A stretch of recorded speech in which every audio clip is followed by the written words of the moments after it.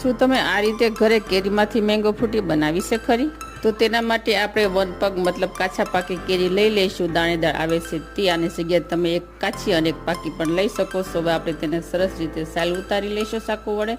તેને આપણે સીરું કરી અને નાના નાના ટુકડામાં કટ કરી લઈશું. કટ કર્યા બાદ આપણે તેને મિક્સર જારમાં ગ્રાઇન્ડ કરી લઈશું. તો જો આ રીતે આપણે પલ કરવાનો છે તૈયાર. હવે આપણે તેને એક જાળીવાળા ગવણામાં ગાળી લઈશું, જેથી રેસા અને જે ગઠ્ઠા હોય તે ગવણામાં ગળાઈ જાય. અને આપણે ગળપણ માટે લઈ લઈશું 1/3 કપ ખાંડ. હવે આપણે કેરીના પલને ઉકાળી લઈશું અને ત્યારબાદ આપણે તેમાં 1/2 લીટર જેટલું પાણી એડ કરી દઈશું અને અડધી ચમચી મરીનો પાવડર એડ કરી દઈશું. કેરીના પલને આપણે 5 થી 7 મિનિટ સુધી ઉકાળી લઈશું.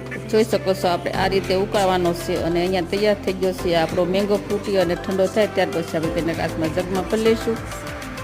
તો રેસીપી પસંદ આવે તો લાઈક, શેર એન્ડ સબસ્ક્રાઈબ.